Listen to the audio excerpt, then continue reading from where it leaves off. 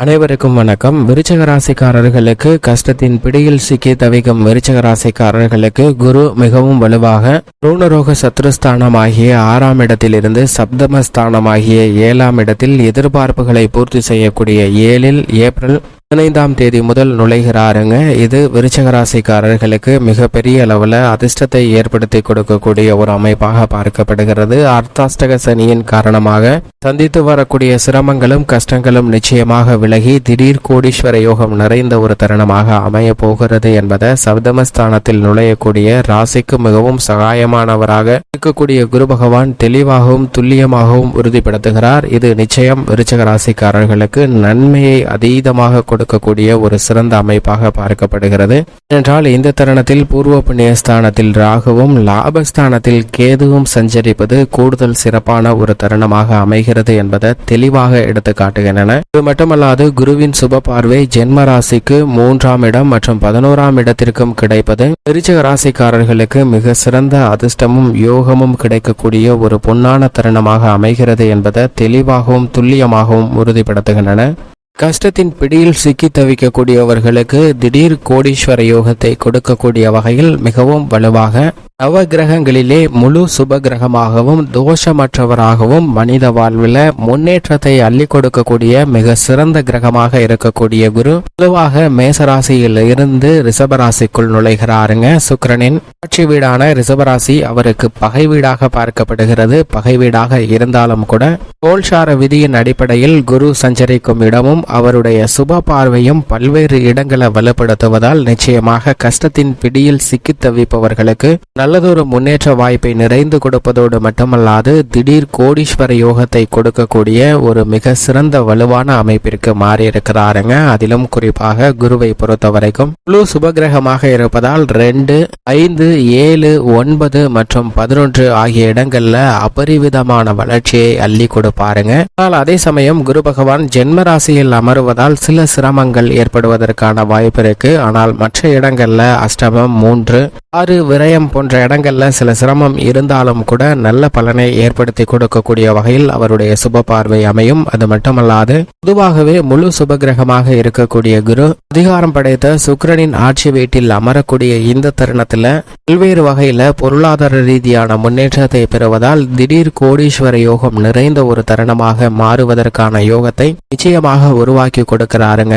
குருவின் அமைப்பு பல்வேறு வகையில ஏற்படக்கூடிய சிரமங்களை விலக்கி முன்னேற்றத்தை நிறைந்து கொடுக்கக்கூடிய ஒரு சிறந்த அமைப்பாக பார்க்கப்படுகிறது. உதாரணமாக நாம் எந்த பணியை செய்தாலும் அதை திறமையாக செய்ய முடியவில்லை, அதில் தோல்வியை மட்டும்தான் சந்திக்கிறோம் என்று பல நேரங்களில் வருத்தப்பட்டது உண்டாக ஒரு சூழ்நிலை நிறைந்திருக்குங்க. ஏனென்றால் ஒரு உணவகம் வைக்கலாம் என்றால் அந்த உணவகம் வைத்ததற்கு பிறகு அபரிவிதமான போட்டிகள் அந்த இடத்தில் நிறைந்து காணப்படும். பல உணவகங்கள் திறக்கப்படக்கூடிய ஒரு சூழ்நிலை உருவாகுவதால் நிச்சயமாக தோல்வியை சந்திக்க வேண்டிய ஒரு சூழ்நிலை ஏற்படுகிறது. அதே போன்று எந்த விதமான தொழிலை ஆரம்பித்தாலும் கூட அதில் பெரிய அளவிற்கு நல்ல முன்னேற்றம் கிடைக்காமல் போட்டிகளும் பொறாமைகளும் நிறைந்து இருக்கக்கூடிய ஒரு சூழ்நிலையாக அமைந்திருப்பதால் பல்வேறு வகையான சிரமங்களை சந்திப்பதற்கான ஒரு சூழ்நிலை உருவாகலாம். ஆனால் தற்போது குரு மிகவும் வலுவாக சுகங்களை அள்ளித்தரக்கூடிய சுகாதிபதியாக இருக்கக்கூடிய சுக்கிரனின் ஆட்சி வீட்டில் அமர்ந்திருக்கிறாருங்க. குருவின் பார்வையில் சுக்கிரன் பகை கிரகமாக இருந்தாலும் சுக்கிரனின் பார்வையில் குரு சமகிரகமாக பார்க்கப்படுகிறார். எனவேதான் சுகாதிபதியாக இருக்கக்கூடிய சுக்கிரனின் ஆட்சி வீட்டில்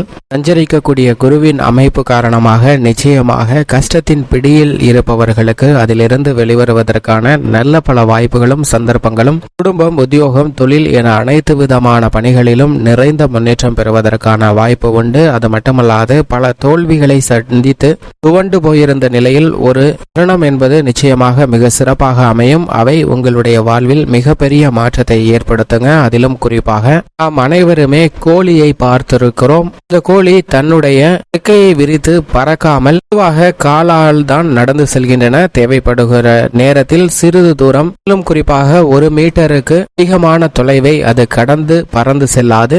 பட்சம் போனாலும் 2 மீட்டர் நீளமும் உயரம் 1 மீட்டருக்கு குறைவாக தான் அதனால் பறக்க முடியும். அது பறவையாக இருந்தாலும் கூட அதற்கான சக்தி அதற்கு மேல் இல்லை என்றுதான் சொல்லிவிட முடியும். ஆனால் இந்த கோழி அடகாத்து குஞ்சு பறித்து தன்னுடைய குஞ்சுகளை கூட்டி செல்லக்கூடிய வேளையில் ஒரு பருந்தோ அல்லது காகமோ தன்னுடைய குஞ்சுகளை கவர்ந்து செல்லக்கூடிய சூழ்நிலை ஏற்படும் போது அதை பார்த்து கொண்டு செவனேன்னு சும்மாவே இருக்காதுங்க. ஏனென்றால் இது சக்திக்கு மீறிய திறமையை அந்த இடத்தில் வெளிப்படுத்தும். ஒரு தென்னமரம் உயரத்திற்கு அந்த கோழி பறந்து சென்று தன்னுடைய குஞ்சை மீட்டு வருவதற்காக போராடக்கூடிய திறமை அதிலிருந்து வெளிப்படக்கூடிய வாய்ப்பு நிச்சயமாக உண்டுங்க. இதுபோன்றுதான் தங்களுடைய வாழ்வில் கஷ்டத்தின் பிடியில் சிக்கி தவிக்கி பல்வேறு விதமான சிரமங்கள்ல மூழ்கடிக்கப்பட்ட உங்களுக்கு நிச்சயமாக குரு பயிற்சி 2024 மிகப்பெரிய அளவுல நல்ல சந்தர்ப்பத்தை ஏற்படுத்தி கொடுக்க போகிறது. அந்த கோழிக்கு எப்படி ஒரு கஷ்டமான சூழ்நிலை வந்ததோ அப்போதுதான் அதனுடைய முழு திறமையும் வெளிக்கொணரக்கூடிய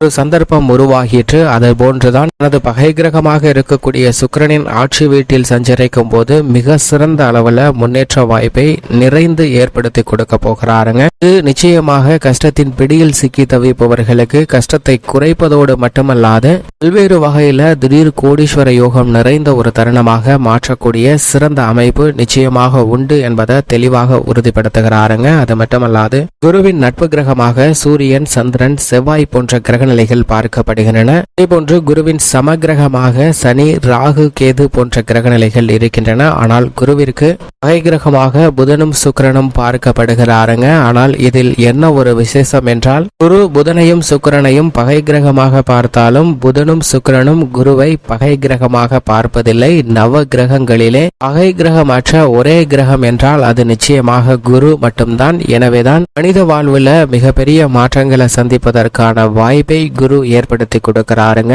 செல்வ செழிப்பு என்பது திடீர் அதிர்ஷ்டத்தின் மூலமாக கிடைக்கலாம். ராகு, சுக்கிரன், சனி போன்ற கிரக நிலைகளால் திடீர் அதிர்ஷ்டத்தின் காரணமாக கூட சொத்து, செல்வ செழிப்பு நிறைந்து கிடைப்பதற்கான வாய்ப்பு ஏற்பட்டாலும் இந்த அதிர்ஷ்டங்களையும் முன்னேற்றத்தையும் நேர்மையான வழியில் நிறைந்து கொடுக்கக்கூடிய ஒரு அற்புதமான கிரகமாக இருப்பவர் தான் குரு. எனவேதான் குரு நவ கிரகங்களின் அரசன் என்று அழைக்கப்படுகிறாருங்க. நவ கிரகங்களிலே குரு மற்றும் சாதகமாக இருந்தால் போதும், மற்ற 8 கிரக நிலைகளும் சாதகமற்ற ஒரு அமைப்பில் சஞ்சரித்தாலும் கூட எவ்வளவு பெரிய கஷ்டத்தின் பிடியில் சிக்கி தவித்தாலும் அவற்றை தவிடுபடியாக்கி நிறைந்த முன்னேற்றத்தை ஏற்படுத்தி கொடுக்கக்கூடிய சக்தி வாய்ந்தவராக இருப்பவர் நிச்சயமாக குரு ஒருவர் மட்டுமே. அவரை தவிர வேறு எந்த கிரகமும் இல்லை என்று சொல்லிவிடலாங்க. குருவிற்கு நிகர் குரு மட்டும்தான். என்றால் மற்ற கிரக நிலைகளால் ஏற்படக்கூடிய பாதிப்புகளையும் வெகுவளவில் குறைக்கிறார். சனி உள்ளிட்ட ராகு, கேது உள்ளிட்ட கிரக நிலைகளால் ஏற்படக்கூடிய சிரமங்களை விளக்கக்கூடிய ஒரு அற்புதமான கிரகமாக பார்க்கப்படுகிறாருங்க.